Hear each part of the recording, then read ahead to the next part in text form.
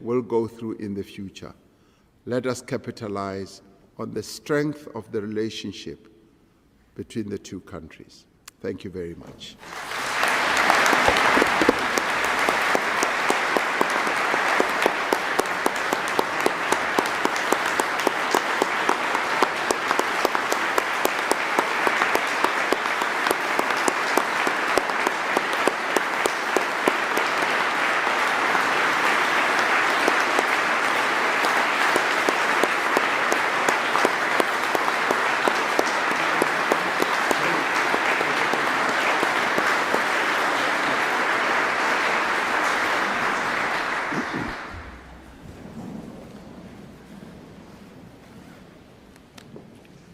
Your Excellency, my Lords, distinguished guests, ladies and gentlemen.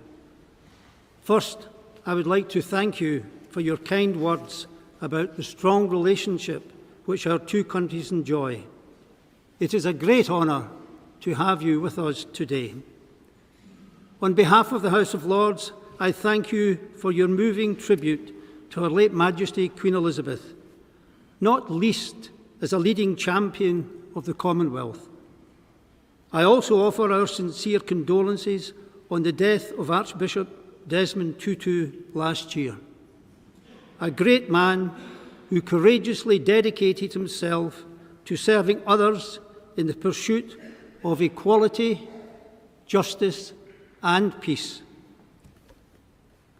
As a youth, my lifelong interest in politics was nurtured by reading about the situation in South Africa and learning from the writings and speeches of Archbishop Tutu and fellow clerics.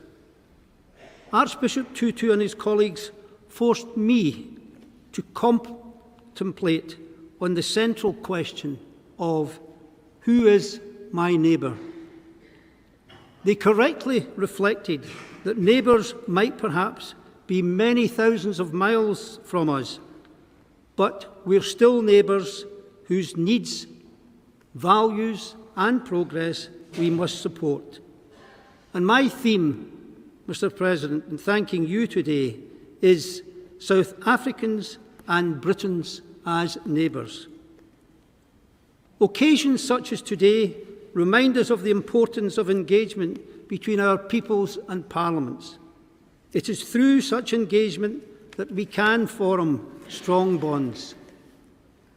As Commonwealth nations, we share many values. We believe in upholding democracy, in the international rules-based system, and in protecting human rights. The South African Constitution, drawn up in 1994 with your considerable input, is one of the most progressive in the world. Our parliaments share many personal connections. We welcomed President Mandela to this parliament in 1996, and his great legacy still lives on, with his statue, as you mentioned, standing proudly in Parliament Square. I also remember his statue being erected in London's South Bank in 1985, as many British people called for his release. That monument is now protected and listed in recognition of its historical and international significance. The House of Lords is proud to have counted among its number the late Lord Joffe, who defended Nelson Mandela at the Rivonia trial. Previously, the British Prime Minister Harold Macmillan had chosen the Parliament in Cape Town to make his speech about the wind of change sweeping Africa at one of the darkest moments of apartheid in 1960. But bringing forward decolonisation across the continent, which eventually, after many years, saw freedom come to South Africa. Our respective parliaments continue to have much to share and the ambition to work together. Beyond Westminster, the UK has a diverse range of connections to those who built the modern South Africa. Oliver Tambo, for example, has his own statue in the North London borough of Haringey, which was his temporary home during his exile whilst fighting apartheid. It is reassuring to witness that since becoming president in 2018, you have led the way in restoring the Mandela vision for your country. I wonder if you and the people of South Africa realise the importance to the people of the United Kingdom of the success of the Rainbow Nation. We see South Africa as a beacon of hope, of reconciliation, and of the common good, one that inspires other nations to follow you. Your personal commitment to educational reforms is well known, respected, and valued. As a former teacher, I share your passion. Finding ways to help young people achieve their potential is crucial. And as Senior Deputy Speaker, I spent an hour each week speaking virtually to young students through our Learn with the Lords programme. I always came away heartened by their optimism and enthusiasm. And last month, my office hosted 2 work experience students from multicultural schools in London boroughs that are less prosperous than other parts of this city. Their reflections on the week they spent with us reminded me once again that our Parliament is a place for all communities across the entire United Kingdom. Your Excellency, you spoke of the links between our 2 nations, and those links continue to deepen. We work together to protect mutual security interests, improve trade, and promote inclusive growth. South Africa, as mentioned, is our largest trading partner in Africa. And wait for it, Mr. President, British consumers have a love of South African wine, as I'm sure many members of the House of Lords and indeed the House of Commons can testify. There is also a large South African community here in the United Kingdom.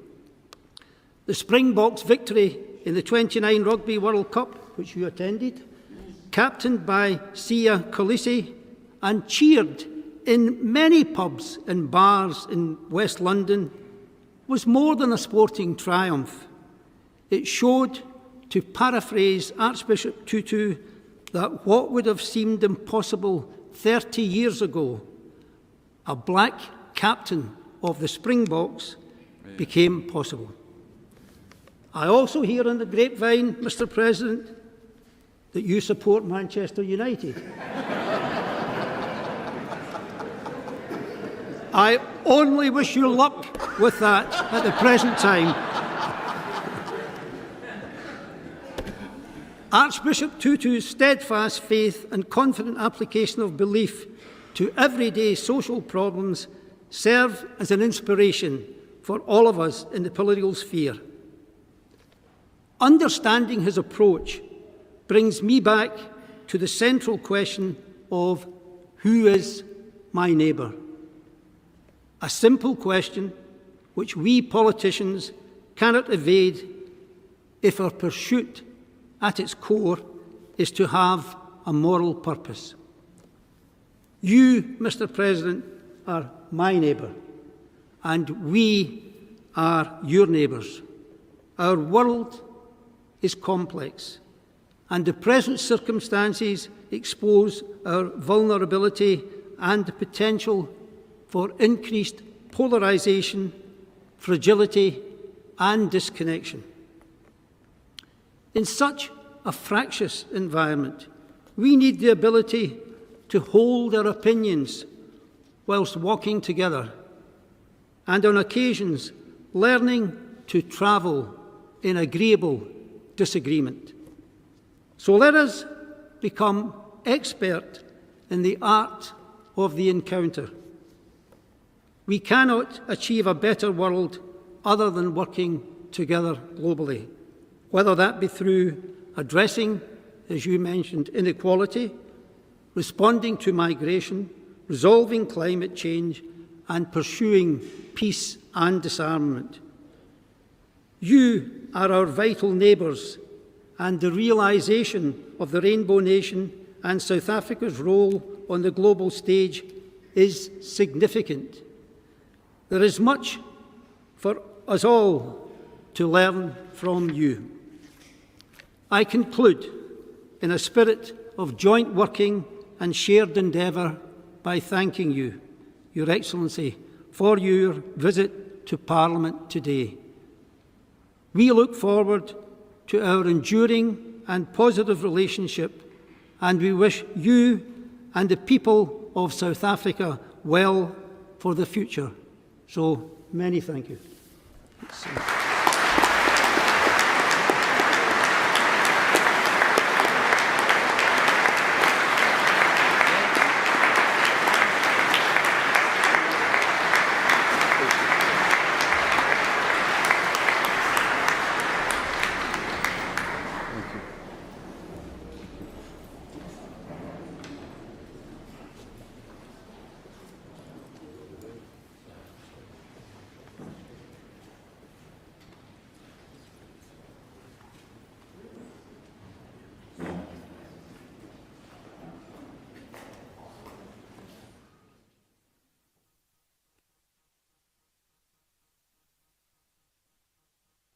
President of the United States, the President of South Africa.